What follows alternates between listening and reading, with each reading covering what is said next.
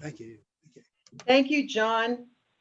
And thank you all for reminding me about the song. So now we'll move on to the daily word. And the word for today is joy. The affirmation is joy is my constant companion. So I invite you all to mute your phones and affirm that with me. Joy is my constant companion. I discover reasons to feel joy every day, even in the most challenging circumstances. I begin by centering my awareness on the Christ, the divine presence within. I feel love and peace lift my heart, and possibilities for good fill my thoughts. I am joyous. I may experience joy as exuberance, delight, and wonder. Joy may also come quietly as the peaceful assurance of God's presence wherever I am, whatever I'm doing. My awareness of joy brings a glow to even the most ordinary day. As I engage wholeheartedly in all that is mine to do today, I share my joy with everyone. Through kind words, a sunny smile, and a warm welcome to everyone I meet, I radiate joy and bless the world with my positivity, happiness, and bliss. And the reading is from Psalms 118. This is the day the Lord has made. Let us rejoice and be glad in it. And I invite you to affirm with me once again, joy is my constant companion.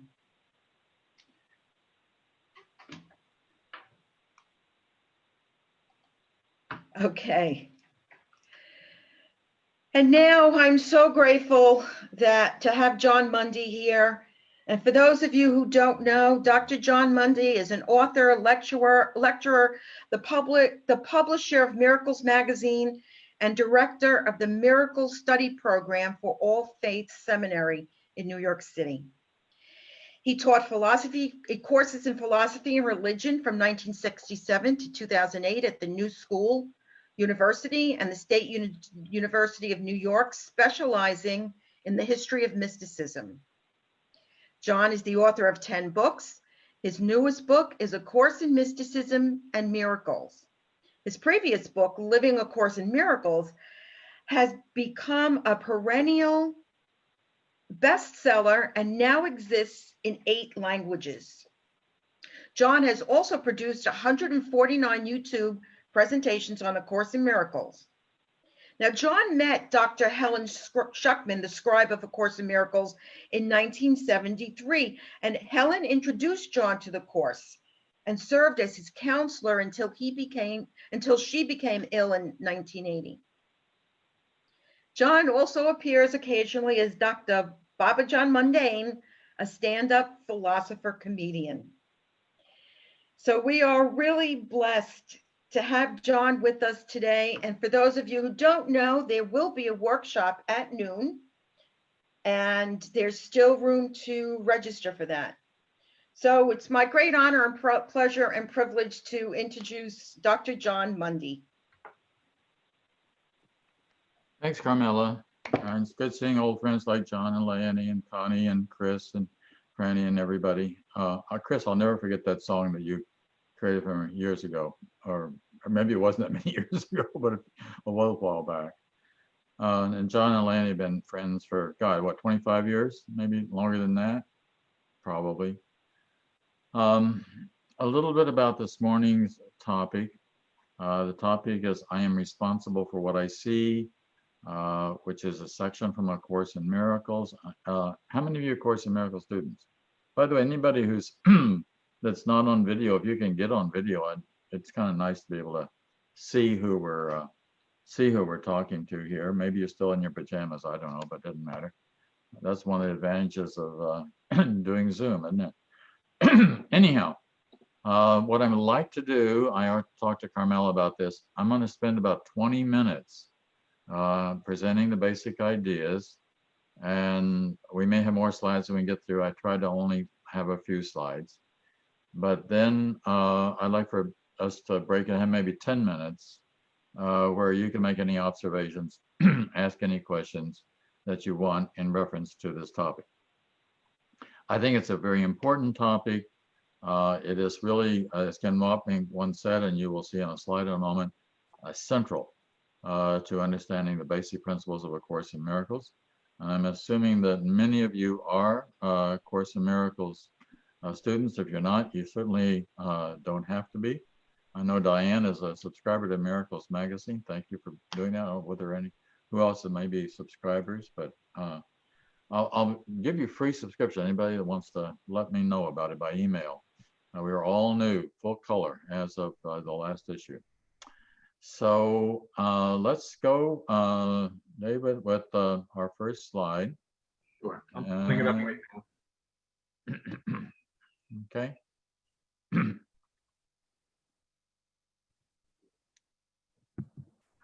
And that's just our first slide. So let's go to slide. Stop running away from God. That's really a part of our theme here, because what we're really talking about is face it. You know, face God, face whatever it is that you need to face. There is no running away from God. It just makes you miserable. So the best way to do that is to be responsible. I don't know whether any of you read Jordan Peterson's book, 12 Rules for Life, but his kind of one of the rules is, you know, stand up, shoulders back, straight on, deal with it. So that's kind of what we're talking about here. Slide.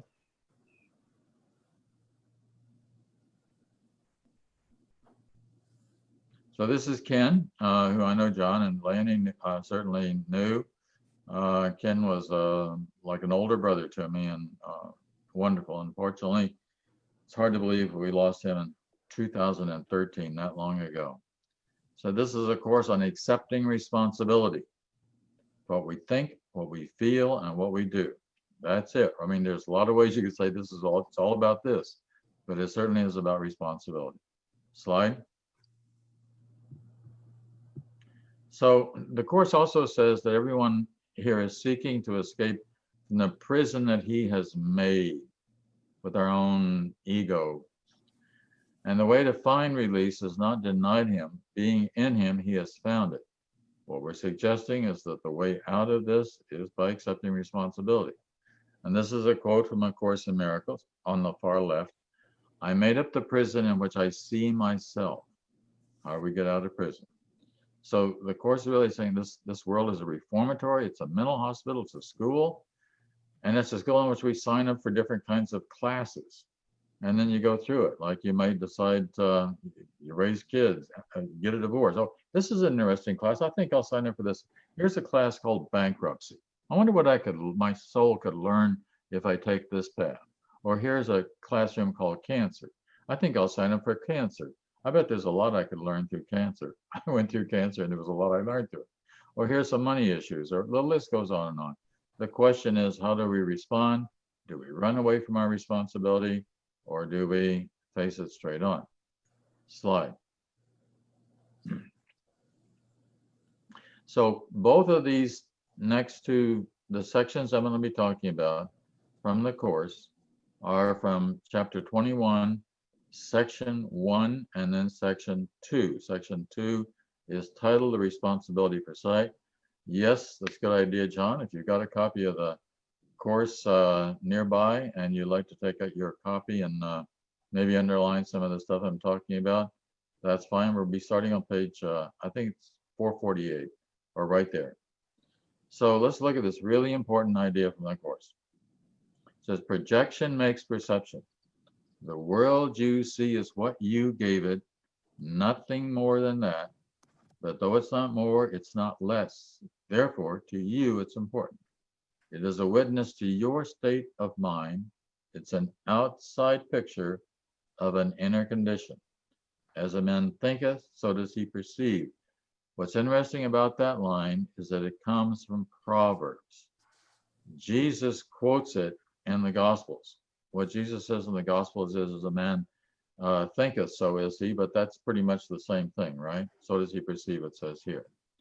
Therefore, and this is a very important line, this is probably one of the most most quoted lines in the Course. One of them. Seek not to change the world. Choose to change your mind about the world. Perception is a result, not a cause. So it's what we're putting out there that matters, because what we put out there is what we see. So if we're prejudicial, or we're angry, we have attack thoughts, hey, guess what I'm experiencing coming back my way? Attack thoughts and anger, and it's very hard. One of the lines of one of the workbook lessons we just had this last week or so was, in defenselessness my safety lies. And if I defend myself, I am attacked. Think about that. If I defend myself, I am attacked. There's another line in the Course where it says you cannot hurt somebody else without hurting yourself. Why is it that you can't hurt somebody else without hurting yourself? It's because you and that you're one and the same. This is your brother, your sister. You're whole with this individual. If you can't see it, then you're really engaging in separation. This makes you feel lonely and depressed. Slide. Okay. Slide. Okay. So this is the sentence now that precedes what we're going to really look at for the next 10 minutes or more. This is the only thing. This is chapter 21, section 2. This is the only thing you need to do for vision, happiness, release from pain, the complete escape from sin, all to be given you. This is it. I'm about to tell you what it is. Right? Or the Course is about to tell you what. Say only this. So there's something you need to say. But mean it. It's not just enough to say it. You've got to mean it, and mean it with no reservation. You can say this and mean it with no reservation. Herein the power of salvation lies. So let's look at wherein the power of salvation lies. Slide. So these following 3 sentences contain 5 basic ideas. And I suggest that all the students that I work with in New York City or here memorize this. I've asked everyone to memorize it. It's really good. And if you're in distress, it's a good time to repeat this to yourself, right? So here are the 3 sentences. But there are 5 ideas, okay? So first of all, I am responsible for what I see, because I put it out there. I projected it. So if I'm projecting my prejudicial thoughts, then I'm responsible for that, because I am the projector of that. I choose the feelings I experience. Now the Course is very clear. There are only 2 possible feelings that you can experience at their depth. It may have all kinds of variations off these forms. It's either you're experiencing love or fear. One's on one extreme, one's on the other extreme, and that's it. Either I'm giving love or I'm giving off fear. Where am I? All right. By the way, I love the definition of Jesus, which appears in the Course in Miracles. It appears in the Manual for Teachers, and here's the definition of Jesus. Jesus was a man who saw the face of Christ in all of his brothers and sisters and remembered God. How did he remember God? By seeing the face of Christ in all of his brothers and sisters. He projects that image. What he projects, he sees. What he projects is he sees this is the Christ. Everyone is the Christ. He sees the Christ in everyone, and in that process becomes the Christ. I mean, that's amazing, and that's really true for all of us if we're willing to follow this path that Jesus followed. That then opens you up to being the Christ, to being the Christ mind, to seeing that way. Remember, that's the 2. 3, I decide upon the goal I would achieve. Now, just like before, there's only 2 possible goals that you can really go for in life, and they're extremes. You're either going for the truth, which is a good Course student, a good Unity student. You're going for the truth. This Unity is about truth teaching, right? Or we're going for an illusion. Now, it's a lot of fear is part of the illusion. A lot of things throughout the world is filled with illusions. I may think that what I'm looking for is in the world. I guarantee you it's not in the world in some particular form. A friend of mine told me an interesting story. He said that he always wanted to own a particular kind of expensive sports car, but he couldn't afford it. And so what he did was he saved up his money. He got his credit rating up because that wasn't very good. And after a while, he was finally able to buy this expensive sports car that he wanted to own. He goes out and buys it. He's driving in the car home, and he says to himself, I got it. I did it. And what did he have? $600 a month payments for the next 6 years of my life. You know, I mean, where's the truth? What's valuable? One of the most important things in the course is how to learn to distinguish from what's valuable from what's not valuable, right? Truth or illusion, what am I going for? Now, one of the hardest ones of all is this number 4. And we'll spend a little bit more time talking about number 4.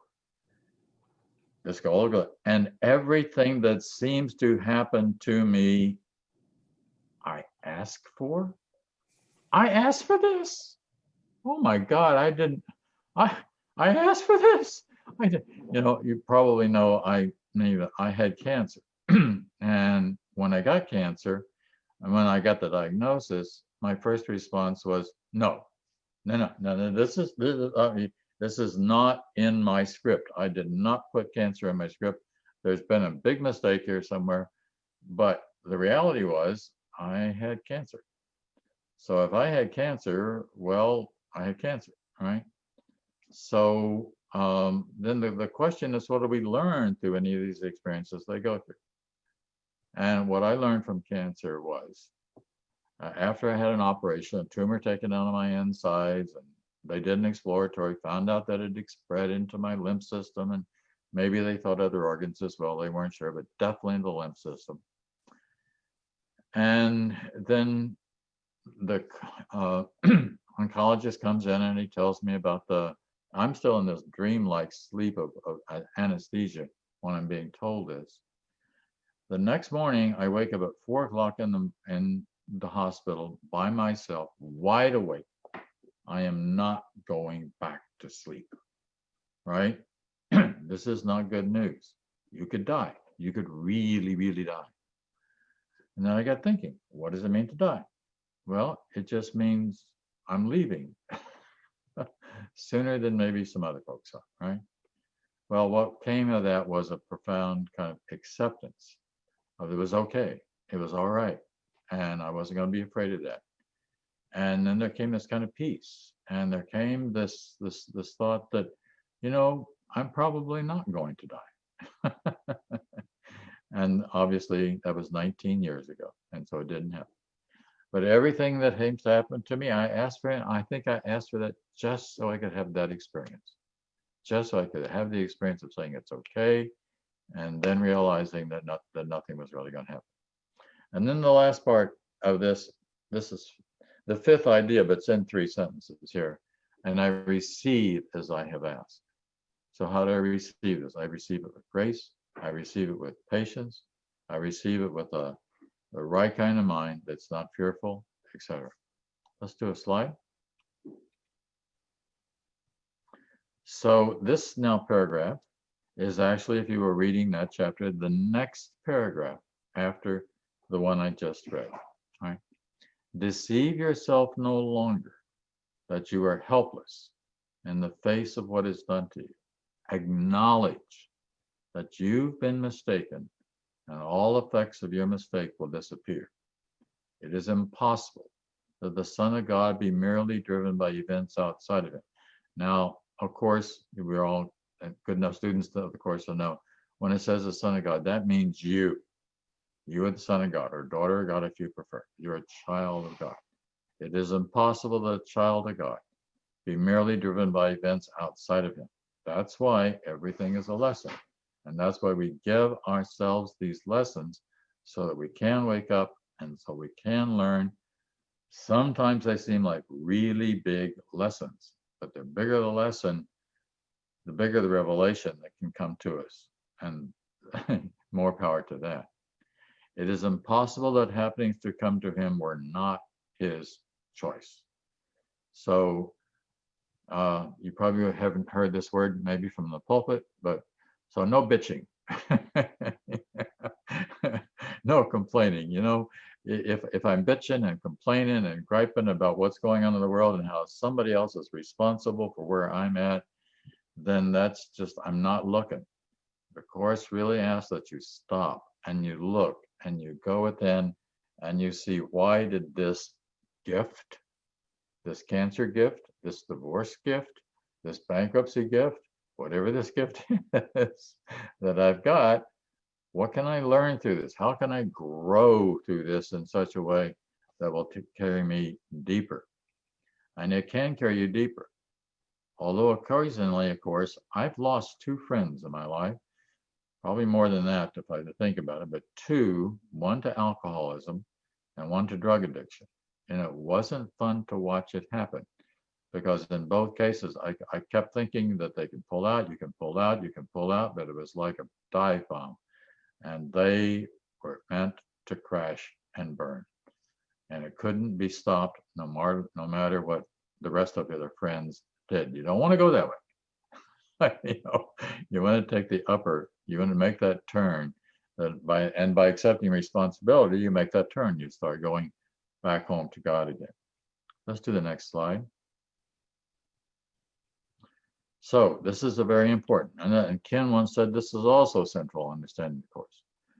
Your power of decision is determined of every situation in which you seem to find yourself by chance or accident. And then here's this really next interesting line from the Course. No accident or chance is possible within the universe as God created it. So you get into a situation, you look at it, again, I didn't ask for this, but you know, here it is.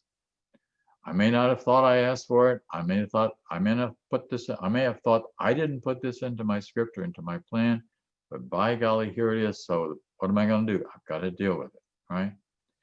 Let me repeat that lesson. No accident or chance is possible in the universe as God created it, outside of which is nothing. So God's plan for salvation, GPS. What we're learning to do is we're learning to follow GPS. And the more I follow GPS, the happier I'm going to be. Suffer and you decide sin was your goal. Be happy and you give the power of decision to him who must decide for God for you.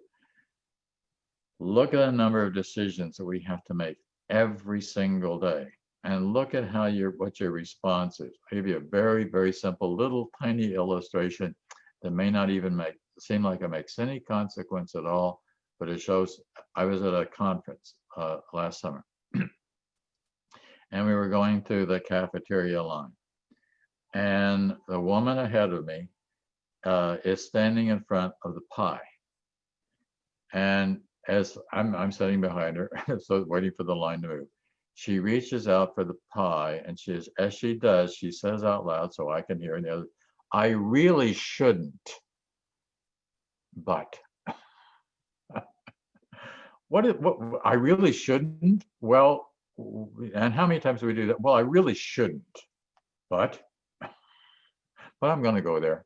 I want to, this, it's just a tiny little, but they're much bigger. I really shouldn't get angry right now. And there's a part of us that says, you're about to say something, and there's something in your mind that says, I really shouldn't say this, and then you say it. Where did that come from? Let's go a couple more slides. So the sole responsibility of the miracle workers is to accept the atonement for himself. This means you recognize that mind is the only creative level, and its errors are healed by the atonement. Once you accept this, your mind can be healed. The atonement is merely just the process by which we let go of our insane thinking and we make the choice in favor of GPS, the plan God has for us in our lives. It's that simple. And we're always at choice every single moment of every day. Slide.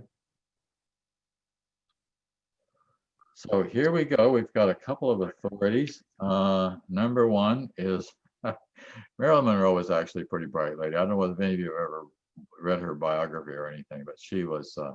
This is an interesting quote. I believe that everything happens for a reason. People change so that you can learn to let go. Things go wrong so that you appreciate them when they're right. You believe lies so you eventually learn to trust no one but yourself.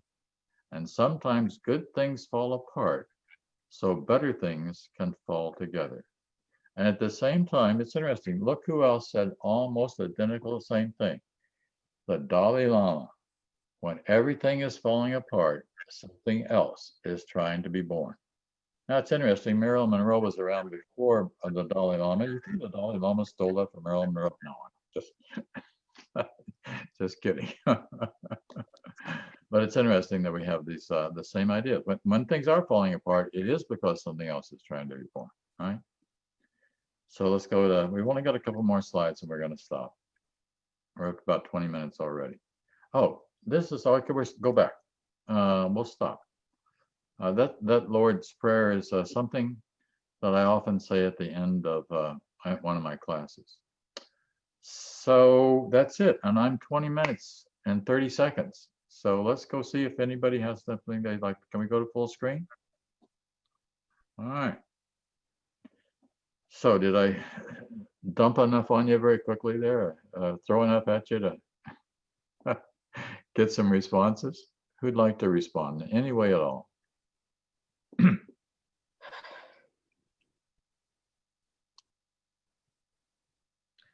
John, I would just like to say that I'm so glad that you mentioned that you've got YouTube videos. Maybe Carmela mentioned it, but I had no idea that you were on YouTube, and I look forward to checking them out. Good point, Connie. And actually, I have a video on each one of those topics. So each one of those, I'm responsible. What is he? I think I have 3 just on that. Wonderful. So there's an there's 4. There's an introductory one. There's one just on I'm responsible for my feelings. Just one on I'm responsible for the goals I set. And then there's one just on the last part of everything that happens to me, I ask. That's the hardest one. That's the most recent one I did, by the way, which was, by the way, on March 8th of this year. Okay. And that was that we're called Miracles in Manhattan. And that has now ended. That was my last one.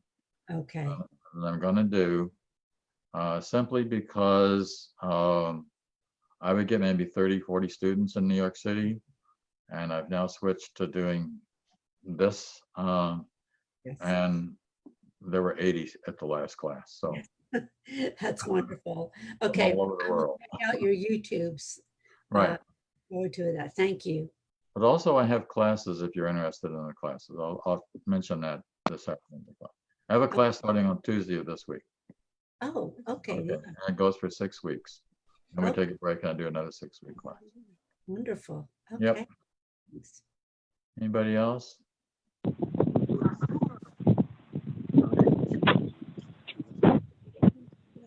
It's a tough topic, but a good one. I got a hand over here from iPad. Who? It's me, Tammy. I don't know iPad. how to make my name on there instead of iPad. You can be iPad for now. Okay. So I've been wondering with all the horrible things that are happening right now, especially to our Black friends, how do you navigate with thinking that, A Course in Miracles, it's, the Course in Miracles thought, so you just sit back and do nothing, or? Well, that depends. And the real question always with the Course is, where is my heart at? How do I feel? And how do I see? And do I believe in, we all are equal. Who is Jesus? Jesus is the man who sees the face of Christ and all his brothers and sisters. So that's the case. That's all the brothers and sisters. Now, the question is, then how do I respond to that? And the response is not to attack the attackers. That doesn't mean that you don't have your point of view and your position. but you still come at loving. Let me tell you, I was dealing with a student who was suffering from paranoia, really big time paranoia. Very difficult situation to deal with. And so I said, Jesus, how do I handle this situation? I don't get like textbooks, but I do get phrases. I think we all get phrases if you're paying attention, right? It was a very clearly not my voice, but it was very clearly a thought, but it was very clear thought. And the answer was, just keep loving her. Just keep loving her. So that's it. You just keep loving. You just keep loving the police. You just keep loving whoever it is that needs to be loving. That doesn't mean that we don't do things in the world. It doesn't mean you don't go for a march. It doesn't mean you don't sign a petition. It doesn't mean you don't give money to a cause. It doesn't mean you don't do any of those kind of things, right? But at the same time that I do that, I also want to look at where I'm at in this. And if I feel like there's any prejudice left inside me, then I have to deal with that as well, right? To be part of the solution rather than the problem by Yeah, straightening out my thoughts. Whoever said that, Fran, did you say that? Oh, we're on mute. I'm sorry, I'm talking to myself. I was saying that I understand that so much. These challenges have been so difficult for me because I know I need to change my thoughts about them, and I find it very challenging. Right. This would include, for example, loving our president. Yeah, exactly. Okay. I was in My dad's having a hard time with that. Yes, me too. Well, I'm sure that there's a lot of people having trouble with that. And it doesn't mean you have to get overt about it, but here's another situation I was in recently. I was with some in-laws, and 6 of us were sitting around just chatting. And the topic turned to Trump bashing, right? And I was uncomfortable in the situation because it wasn't that I disagreed, I just didn't want to participate in this, right? So what I did was I went to the men's room and I was gone for a long time. An extra long trip to the men's room and a little walk around before I came back. And it had pretty well stopped by the time I got back, and it did stop right after I got back. And I think without saying a word, they got that I did not want to be part of this, right? I did not want to participate in this. And not a word was said, except it stopped, non-violently.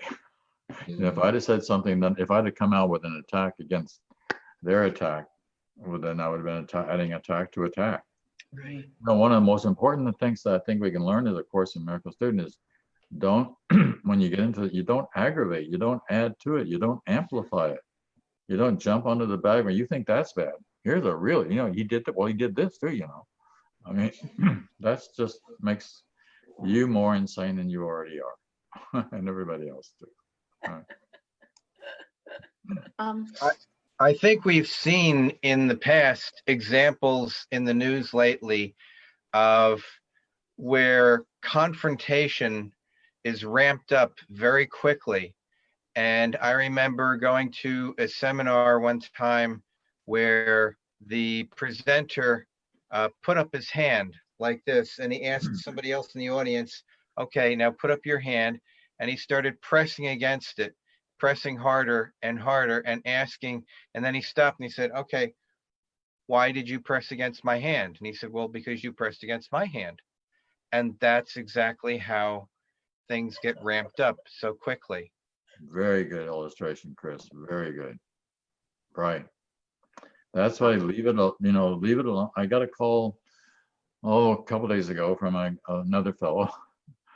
And we're at 28 minutes, so we'll stop after this. Who called about how to handle a brother-in-law of his, who was arrogant and always boisterous, and that he didn't like being around his brother-in-law, right? And about how am I going to handle this, right? And I said, well, definitely we don't attack. one of my favorite lines in the course, my wife says it's her favorite line in the course. And it's maybe hard to hear, but it says, let him be who he is. Mm. Not to make of love an enemy. Let her be who she is. Let it, the situation, be what it is, right? If I attack the attacker, now I'm really in trouble, right? In defenselessness, my safety lies. That's a very important line from the course. That was one of the workbook lessons from just this past week, I think, just a few days ago, right? And it's not that you wouldn't defend your body. If somebody attacks your body, you do everything in your power to stop them for 3 reasons. One, you still believe in your body. I mean, you're hanging out in one, aren't you? So as long as you think you're in one, it can be hurt. So that's not what we're talking about. We're talking about don't defend your silly ego. Because you're defending your silly ego, you're defending an illusion. And that makes the illusion real, right? So actually, Carmela, we're at 30 minutes into the whole thing. So I will stop. All right. Well, thank you, John. Thank you so much. That was wonderful. And I love the way you outlined those 5 points. I've never seen it presented like that before. So thank you very much. And Interject something, John, is it possible that you could send Carmela the information about your class, so maybe it could be sent out to us? Yeah, Connie, are you going to be coming to the workshop this afternoon? I am, yes. Okay, I'll say more about it then. I think I've got a slide that I can actually present at that point. Okay, wonderful. Okay, Okay, thank you. sure. okay. All right. Well, again, thank you, John. That was wonderful. And now this is a time during our service where we have the opportunity to give. So I invite you to just take your gifts in your hand or visualize your method of giving. And know that you are a sustainer of this community. And we are so grateful for this community, mainly for working towards reminding us who we really are and allowing us to practice being in the world, but not of it. We know that God is source, God is supply. And we know that abundance is ours. So we open our arms and allow ourselves to receive all the good that God has in store for us. We once again look upon each other knowing that they are a reflection of ourselves and that there is only one. So I invite you to bless the gifts with me. Divine love as me blesses and multiplies all all that that I choose to give and all that I am open to receive, and I am grateful. Grateful.